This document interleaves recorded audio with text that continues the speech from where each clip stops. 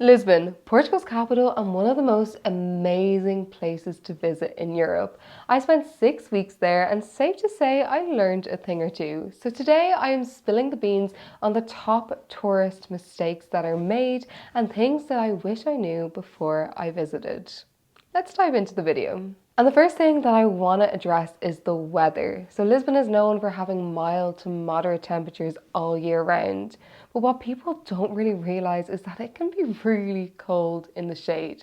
And that's coming from an Irish person. So I suggest when you're packing, make sure that you add some layers into your suitcase. And continuing on with that topic, don't presume that it's always gonna be sunny. I found out this the hard way. It rained solid for a whole week, like did not stop. So make sure you pack a rain jacket because more than likely you're gonna need it at some point. And with rain comes slippy streets. Lisbon is known for its beautiful tiled floor, but the only problem with that is when it rains, the tiles get extremely slippy, so you definitely need decent footwear for exploring the city. I love my Tevas, I bring them everywhere and they are perfect for the Lisbon streets. So if you're looking for these particular ones, I will leave a link in the description down below. Okay, next we're going to take a look at some things that you should know before you start to explore. So first off, Lisbon is an extremely walkable city, but allow yourself a little bit extra time. Let me explain. You pop an attraction into Google Maps and it says it's going to take 6 minutes to get there. Add an extra 3 minutes on because it is a really hilly place. And odds are you're going to arrive at your destination pretty out of breath. Let's just say you expected to go on a city break, but really you went on a hiking trip. But it's all part of the fun. And another reason you should be mindful of the hills is when you're planning your itinerary. Sometimes just because two attractions are located next to each other according to Google Maps doesn't mean it's the most logical way that you should walk. For example, there's no point heading to one attraction, walking downhill only for your next attraction to be up the hill again. Just because it says it's a 6-minute walk downhill and a 9-minute walk parallel, you're always better off going parallel. If that sounds a little bit confusing, don't worry, I have written a detailed blog post that I'm giving away for free. You can use this QR code here or there's a link in the description. Another thing that can be a little bit confusing for tourists is that in some parts of Lisbon, there's almost like two stories, a ground floor and an upper floor. I could not get my head around this when I first arrived, and the GPS would be telling me that I have arrived at my destination only for me to realize that it's actually above me. Sounds bizarre, but it's just the way things work there. So if you can't find the place that you're supposed to be, have a look around, see if there's an upper level, and then odds are you're going to have to take a stairs to get to it. And on that point, one of my favorite things about Lisbon is the buildings are quite literally stacked on top of each other. And as tourists, we get really used to just looking at things in our eye level. So don't be afraid to look up and look around and really admire all the character that comes with this city, because honestly, it is so beautiful, but it's also really easy to miss. Okay, let's talk about the paths and the sidewalks in Lisbon. They're narrow, like really narrow. I don't think I've ever been in a city where I've experienced this, but if someone is walking towards you, your instinct is to step out of their way. But in Lisbon, you can't really do this because you might actually get hit by a car, because the only place that you can step out is onto the road. So if you do have the tendency to do that, make sure you look before you move. Another thing about the sidewalks or the paths is they are uneven. It is so easy to trip. So that is when good footwear comes back into practice, and just more awareness when you walk around. I feel like when we're exploring, we don't take note of the ground, but it's a really important thing to do when you're in Lisbon. When I was walking around the city, one thing I really noticed is that the drivers in Lisbon like to beep at the simplest things.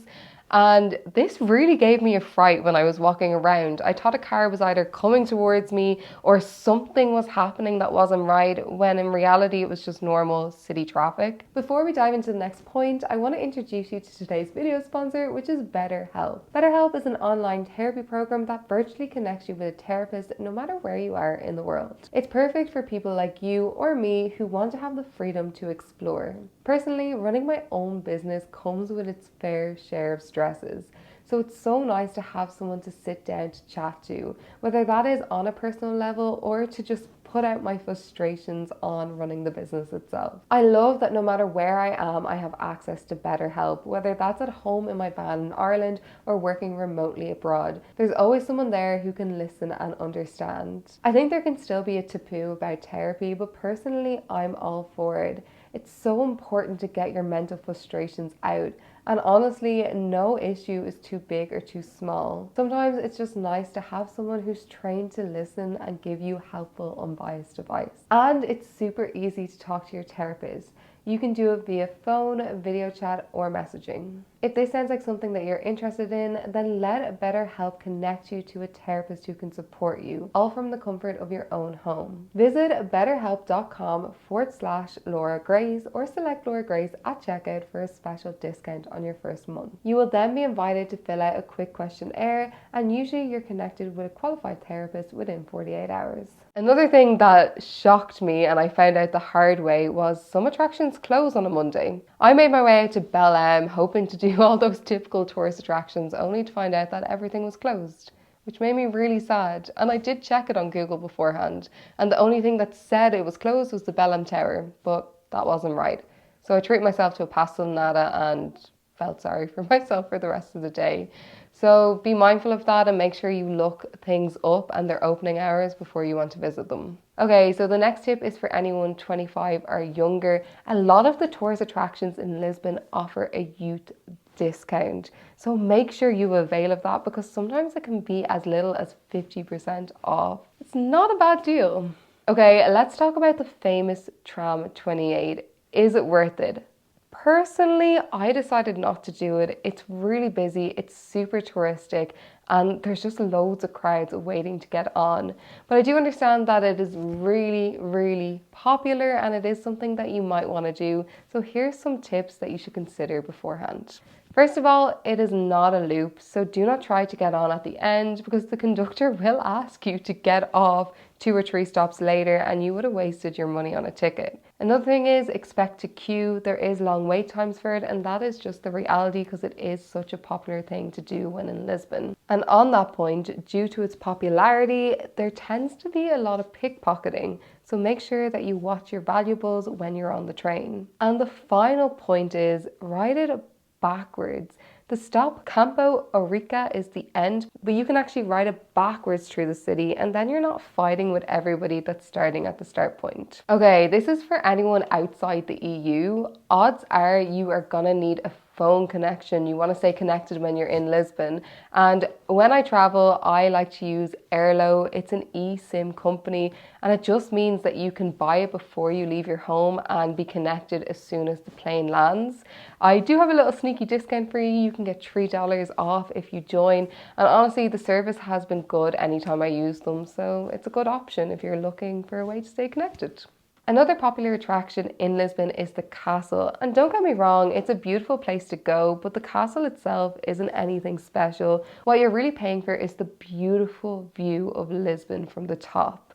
It is an amazing place to go for sunset, and they also do have a bar if you want to sit with a nice drink and enjoy the scenery. But do bear in mind that the lines for the castle can be extremely long, so I advise booking your ticket in advance online. And if you're on a little bit of a budget and you don't want to pay in to see the view at the castle, I advise checking out the many Miradora viewpoints in the city. Most of these are completely free, and I do have a blog post of my favorites where you can use this QR code to find it, or there's a link in the description. Again, these are particularly beautiful at sunset, and often they have live music performances from buskers, which really adds to the ambience and just feel. It's a really Lisbon vibe that you need to experience at least once when you're in the city. Okay, let's talk about Pink Street.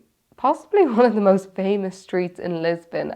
And yeah, it's really cool. The street is painted pink, but that's pretty much all there is to it. It's a nice place to take a quick snap, but be mindful, it's touristic. You're not going to find many locals here. It's really just an expensive area where it's going to cost you a lot of money to buy anything or drink in.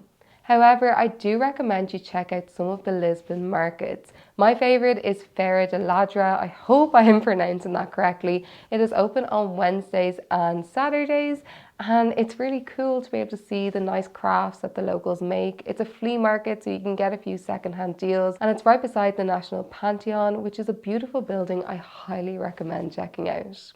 The next thing I want to talk about is transport in Lisbon. So getting from the airport is pretty easy. You can get pretty much anywhere in the city by using the metro. And the best thing about Lisbon's metro is you just tap your debit card getting on and off. There's actually no need for a physical ticket. However, when it comes to the trains, you do need to purchase a ticket. There are ticket machines in the train station, but for some reason it would not work for me. I used many different cards and no luck. I had to go up to the kiosk and purchase my ticket with an actual person. Once you receive that ticket, you scan onto the train, you validate the ticket, and then you also need to scan out of the train as well. So make sure you keep hold of it, because if you lose it, it's a little bit of a problem. Another thing to be mindful of, I had a little bit of problem leaving Sintra. There was no one in the kiosk and the machine wouldn't take my card, and it also does not take notes. It only takes coins. This led me in a little bit of a predicament. Thank God a really nice local helped me out, but otherwise I probably would have had to get an Uber or a Bolt back to Lisbon. And on the point of Uber and Bolt, Bolt is a much more affordable way of getting around the city. Uber still works in Lisbon, but it just tends to be an extra €2 or €3 more expensive. So if you're going to use a car sharing service, then Bolt is the one to go for. And on that point, it can actually be cheaper to get a Bolt than use the public transport system in certain circumstances, especially when you're traveling in a group. For example, a group of friends and I decided to go on a boat tour. It was leaving from Belém and it cost us just €9 to get there by Bolt, which is considerably cheaper than getting a train. But in saying that, if you are a bit of a nervous driver, I definitely would recommend getting the train. There are a few experiences that I had in Bolts in Lisbon where I was like, oh, not really a fan of this. But it's really just they like to beep and they're not a big fan of sitting in traffic. And it's just kind of a different way of driving than what I'm used to in Ireland. But in saying that, I didn't feel unsafe or I didn't have any like crazy experiences, but it is just something to be mindful if you're a bit more nervous when you're in the car. Okay, now I'm going to talk about eating out in Lisbon. The restaurant scene is really nice here and there are so many tasty bites that you can have, but it is important to remember that the Portuguese tend to eat out quite late. I'm talking about 9 p.m, 10 p.m, that's when they typically will have dinner. And because of this, the restaurants tend to close from 4 to around 7 p.m. So if you like to have a late lunch or an early dinner, this might not be feasible for you unless you're willing to eat in more touristic places, because those restaurants, they typically stay open. There also is the Time Out Market. It's extremely touristic, but I really like it there, especially if you're with a group of friends, because everyone can just get whatever kind of food they want and you can all still sit down together and have a nice meal. Most restaurants will take card, but there are an odd few that still only take cash. So I would recommend, if you have a reservation, ringing up and just asking, hey, do you take card payments? That way you can go to an ATM beforehand and you're not really stressed trying to pay at the end of the evening. Tipping in Lisbon, it is not compulsory. However, it is appreciated. It is very much an American thing that has came over. But if you like the service and you do want to leave a tip, I recommend around 8 to 10% of the bill. But if you do find you're hungry and the restaurants are closed, you can always head to the grocery store. They do have bite-sized treats that you can get, like croquettes, sometimes sandwiches, good pastries, but do be mindful that they can get busy and the grocery stores tend to be quite small in the city, so just expect crowds at that time. Okay, let's talk about being polite when you're in Lisbon, because it is a really important thing to do. The language is Portuguese. It is not Spanish. I repeat, not Spanish. I've seen a few people trying to speak Spanish to locals. Their language is Portuguese. And it is nice to just learn a few little phrases to show the locals that you care, even if it's just a small little word like obrigada or obrigado, which means thank you, just to show them, look, I appreciate that I'm in your country and I'm trying to make an effort.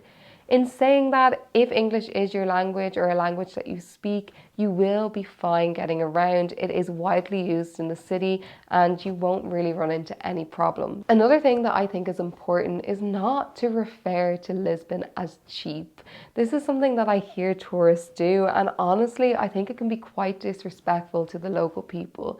Just because you find something affordable does not mean another person thinks something's affordable. I think we're all really struggling with the cost of living right now. Inflation is extremely high, and just because something is cheap for you does not mean it's cheap for another. So I think that is something that you should be mindful of no matter where you travel in the world. When visiting Lisbon, you should definitely make use of the beautiful places you can visit as a day trip. The main two being Cascais and Sintra. Cascais is a beautiful seaside town. I really love it there, and there are so much things to see and do. I do have a cheeky blog post if you would like to check it out, but some of my favorite things to note is dolphin watching tours, walk along that beautiful promenade and check out the scenery. Perhaps you want to go on a beach day, explore the stunning town, rent a bike, head out to Guincho Beach, or check out Bocco Inferno, which is just about a 9-minute walk from the city, and it has stunning coastal views. Honestly, I would recommend spending more than one day in Cascais, but one is better than none. And another beautiful place that you can visit by train is Sintra, Portugal's fairy tale city. Again, you can access it by train, and it is important to note, get off at the last stop. So many people make a mistake of getting off on the stop before, and that's just not really where you want to be. Once you arrive in Sintra, you are going to find loads of tuk-tuks where the drivers will be convincing you to get a lift up to the palaces. Honestly, I recommend saying no. I also do not recommend getting the bus. You should walk. It takes 50 minutes, but the walk is beautiful. It's through this gorgeous forest and the scenery is so nice along the way.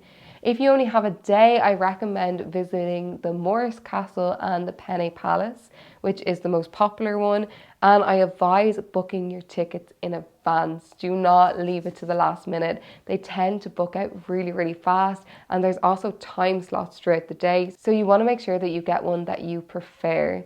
I used Get Your Guide to do this. I will leave a link in the description to the ones that I used, and yeah, enjoy your trip because it is an incredible place. And finally, let's discuss where to stay in Lisbon. I personally stayed in Cas de Sodré. I keep pronouncing it wrong the whole time I was there, so apologies for anyone Portuguese listening to this, but it is the perfect place to stay. It's flat. For the most part, it is flat, so you don't have to paddle those iconic, I suppose, Lisbon hills, but it's also quite close to all the touristic attractions that you're going to want to visit. It has a great nightlife scene. It's close to the sea, which means that you can go for walks and runs and just kind of let your mind relax after a long day of exploring. Honestly, it's my favorite place in Lisbon, and when I visit again, I'm definitely going to stay there. However, there are some alternative places that you might want to stay, so let's discuss them too. The first one I want to talk about is Alfama, a place that has my heart. This is one of the most beautiful places in the city. It's cute, it has local vibes, it's not too busy, it's not too crazy, and they don't have a massive nightlife scene. So if you're looking for somewhere quiet to stay, but also have easy access to the tourist attractions, then this is definitely the place for you. And an opposite kind of vibe to that is Barro Alto, which is a fantastic place to stay if you want to take part in Lisbon's nightlife. It is going to be noisy there, but it is in the center of all the nighttime scenes. So if that's your vibe, then definitely check out there for places to stay. And the next place I want to talk about is Baixa de Lisbon. Again, I hope I'm pronouncing this correctly, but this seems to be a popular place that tourists tend to stay. But personally, I would probably avoid it. It's very touristic. You're not going to find a huge amount of locals here. It's where the main shopping street is and the main square. And to be honest, the places you stay are going to be more expensive here. It's not crazy hilly, so that is nice if you're looking for somewhere flatter to stay. But other than that, I don't really personally get the appeal. But there are plenty of hotels in the area and it's quite central. So, I mean, it is a good option, but you're just going to pay more money for it. If you enjoyed this video, I think you're really going to enjoy this video next. Thank you so much for watching. It brings us to the end of the guide. I hope you liked it. And as always, like, comment, and subscribe, and I will see you in the next video. Bye!